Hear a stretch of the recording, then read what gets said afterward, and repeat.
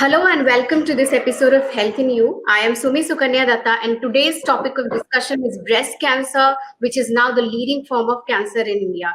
We are joined by senior oncologists Dr. Nitesh Rohtagi, Senior Director Medical Oncology with Fortis Cancer Institute, and Dr. P. Krishna Chaitanya, Medical Oncologist with MNJ Institute of Oncology Regional Cancer Center in Hyderabad.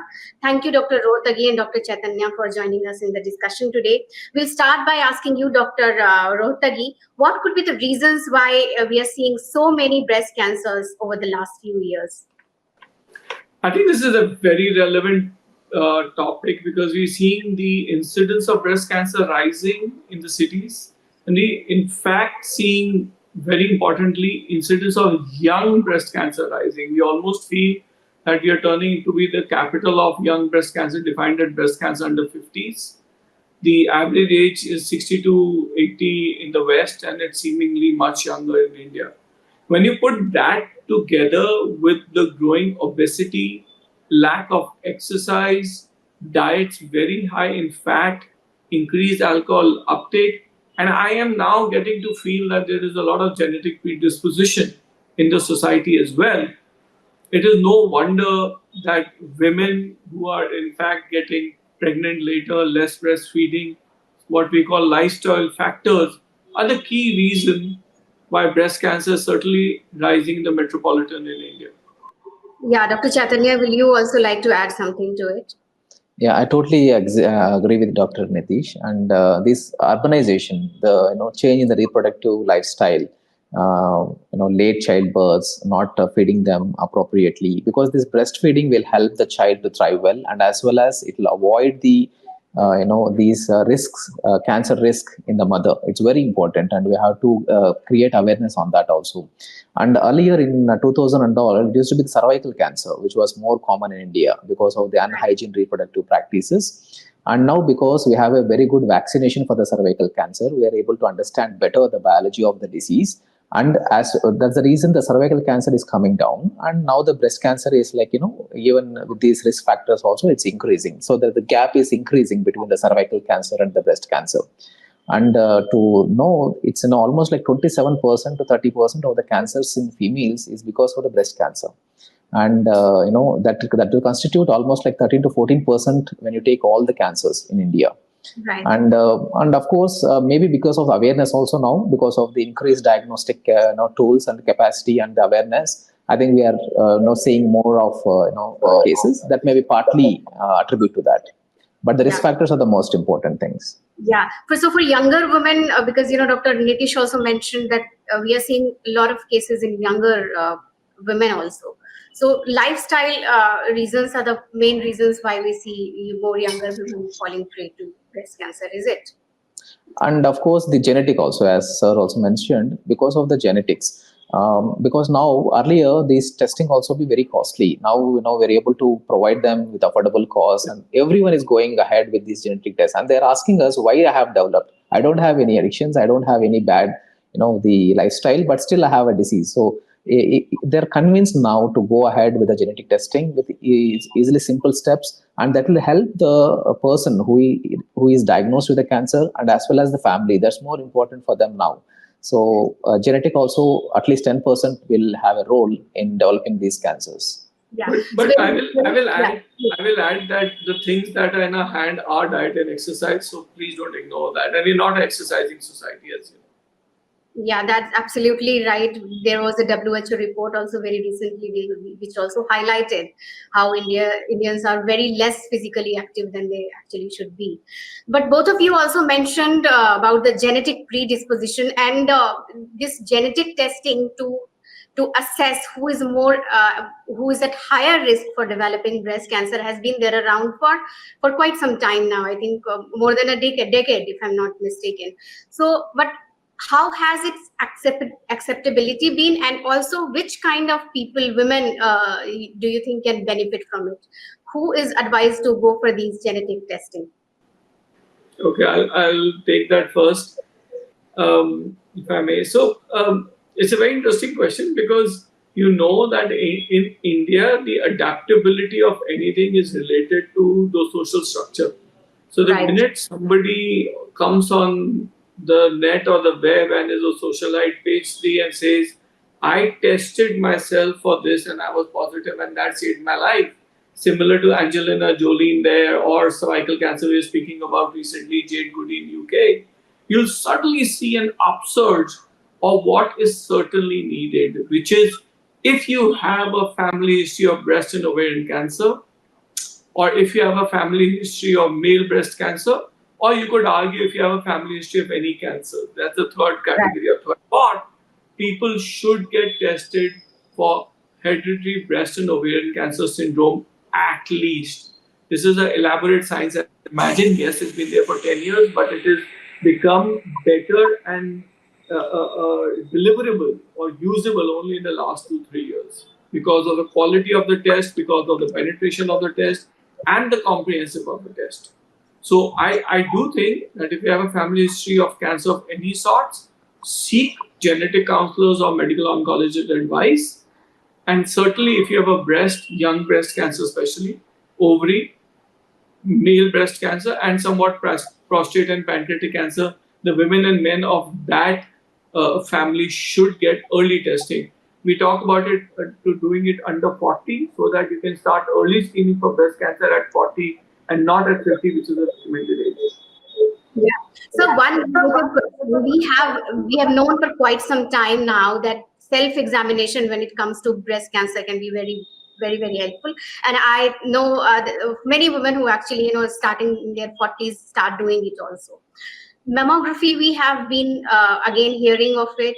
There is some debate going on always whether it helps, doesn't help, who should go for it. But are there more advanced tests that probably how is in terms of test, how are we placed? Can Okay. yeah, please. Chaitanya, do you want to take that? Yeah, Dr. Chaitanya, if you could please Yeah. answer. These are like, we have very clear-cut guidelines regarding the genetic testing and all. That's very clear. Sir also mentioned about it. Coming to the screening or the self-examination, those are the basic things what we have at present for us, except for the familial gene cancers, like where they have are a young female dense breast, where we can advise other tests. But self-examination of the breast and the mammography are the easily available and recommended by throughout the world.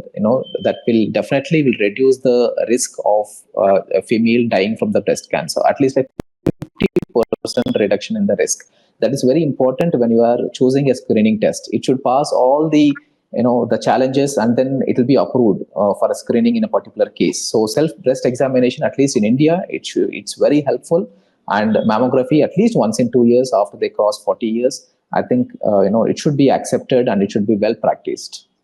Right. I think he said something very important, which is it's a screening test. Remember, screening is not your diagnostic test. Screening is a test which will take you to the doctor and say, I have something wrong with me. And therefore, you can imagine that the simplest self breast examination cannot ever be replaced by anything more elaborate. I think you were alluding to blood tests that can pick up cancer early, which we will see a lot happening in the future. At the moment, they're not validated enough to become center stage, and certainly not for screening because they cannot be put to mass use in the world, right? Same way, mammogram is so standardized; it can be done at every radiology center. You don't need a sample to go to USA for that, right? It is a better screening test, even if it is because it can be done in volumes and scaled up. So, screening is a test that's simple, easy, and affordable that can be done to mass population, and there's no replacement for breast cancer screening in terms of mammogram and self-examination. Yeah, very important points there, because especially in our country, because on one hand we have a lot of young women who get breast cancer, but also a lot of these women dying of breast cancer, which is not the case in case of the West. That's also a very important point because we detect breast cancer pretty late here. Absolutely. So that brings me to the next question. Now, what do we know in terms of management or treatment of breast cancers? How advanced we are now? Do we have newer drugs to manage these patients? Which are these drugs, and how do they improve the quality of life and also disease-free survival for patients who are diagnosed Okay. with breast? I think this is the answer with both Chaitanya and I should give. So I'll give mine first. I think in my lifetime of 15, 20 years of oncology practice, the world has changed about three times over. I feel very reassured and pleased that no matter how difficult the case is, stage 4 with liver, brain mets, we have a treatment for it. It's a different feeling when you're sitting in an outpatient and you're telling a patient, I'm sorry you've come at a stage where I have nothing for you, versus being confident that I at least have a treatment for it. Whether it makes the patient better, long term, short term, curability is a different question. But in 9 out of Right. 10 times, you can say we have a treatment for it. And a lot of that is now not chemotherapy. A lot of that is now targeted therapy, which basically is a lock and key. You've got a lock with a certain abnormality, you've got a treatment which goes and only blocks that, means I can give it at a very high dose, causing no side effects to the normal tissue. And Right. that treatment is more effective, and because it's non less toxic, then it can be given over longer term. And we've seen, for example, Roche's drug trastuzumab was a game changer for HER2 positive breast cancer, a very aggressive form of breast cancer, which is now not considered aggressive because of that discovery. That added to pertuzumab, and recently, in fact, they've changed this whole 3.5, 4 hours of IV preparation to subcutaneous. There are other tablets in lung cancer, alectinib, crizotinib. There are drugs like osimertinib. These are drugs which are targeted and making the aggressive cancer into controllable. And I think that's a big change in therapy, at least. Chaitanya? Yeah, Dr. Chaitanya. Yeah, sir, I totally agree with you, sir. So we have better treatment, options right now. But the main goal for these awareness campaigns or the programs is to detect the disease very early. So these newer available drugs are for the advanced disease, and our goal should be to screen each and every woman after 40 and detect it very early, so that most of them can just have a surgery. They don't need a chemotherapy, they don't need a radiation therapy. We can save on the we can save the life, we can save on the finances, we can save that emotional stress, the toxicities because of these medications. And most of the government health schemes or the insurances, they totally cover this early stage breast cancer without any doubts. And as I said, we can avoid unnecessary modalities of the treatment. Even though we have very good drugs in the advanced disease, now they are all moving into the front line. Now we are using them in the early stages also Sorry. to improve the cure rates and to reduce the toxicities. And like earlier, everyone used to get scared about the chemotherapy. Now, as Sir said, we have better formulations, like giving through just subcutaneous without any admissions, or tagging the drug to another very good molecule which can go and target the tumor cells, so that the drug will be in high concentration in the tumor environment, and it won't affect the normal tissues. And as well as the how it is carried, we have nanoparticles, we have liposomal, so that the drug can be delivered higher amount in the tumor tissue and reducing the normal tissues, reducing the toxicity to the normal tissues. And especially sir was talking about the targeted therapies, they have changed the lives of so many people. So earlier metastatic, everyone is to say a blank statement, 2 years, 1 year, 2 years. Now we have decades, like 5 years, 6 years, some people are living for 10 years. It's all because of the after the development of these new drugs, and they come with, of course, with some cost issues because of the monopoly and the patent rights, of course. But the benefit which it gives to the patient, it's like unimaginable. And they lead a very good normal life, good quality of life, and which is can't be explained, unless someone experiences that. Yeah. So access to treatment, as we know, for any cancer is difficult. It brings any form of cancer in India brings financial toxicity. The same, I think, is also true for breast cancer. But there are many options available, at least for the patients now. Any last messages that you would want to give to breast cancer survivors, since this is Breast Cancer Awareness Month, and also to women in general to get themselves screened and tested when they detect Well, something or doubt something? Yes. I'll say four things, and I'll take a little bit from what Chaitanya was talking about. A, screen, screen, screen, which means be aware of your body more than any testing. Be aware what your body normal is like, and when it's not right, go to a doctor. If a doctor says you're fine, go back and say, no, I am not. This is a problem. Could this be cancer? unless we learn as a society to use the word cancer without fear, nothing will change. Our goal is to change 70% advanced disease to 30% advanced, 70% early disease, like Chaitanya was saying. That will not happen without change in thought. Second, exercise, exercise, exercise. There is no scope of obesity in our country, which, as I said, is turning the capital for young age cancers, whether that be breast or colon or other cancers as well. So, exercise, exercise, exercise, keep diet healthy. We are the country that has developed yoga. There's no reason why we should not, each one of us, doing it every day. Third, Chaitanya was very well. Chaitanya put very well that early cancer is the mecca. When you diagnose early, you curability is high, cost is less, toxicity is less. But one of the reasons why early diagnosis is not made is because of fear of difficult and prolonged treatment. But the answer is that has changed. It is better. So take that fear out. And fourth, and very importantly, please take health insurances because the treatment is getting costly. Health insurance today will not only save your life, it will save the life of the whole family. I do believe India, it's the right time, and there's no financial advantage to me here. I am not invested in any company that does health insurances, but I do believe health insurances, some kind of a scheme, government or private, otherwise, will help you to do the right thing because financial toxicity is also a reality. Thank you. Yeah, Dr. Chaitanya, would you also give? I totally agree with sir. I think he covered a lot.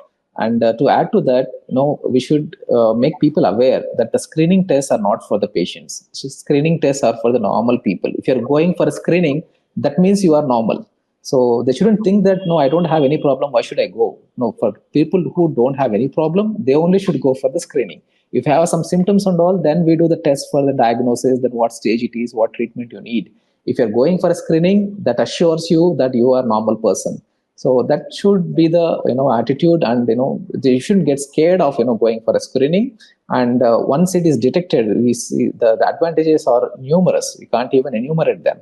So that should be the goal of all these programs or the campaigns. With that, we come to the end of the discussion. Thank you so much, Dr. Rohtagi and Dr. Chaitanya, for taking out and joining Thank you us. so much. To our viewers, we have a request. If you want we want us to talk about any topic that you want to hear on, do write to us in the comment box. Thank you so much for tuning in. Thanks.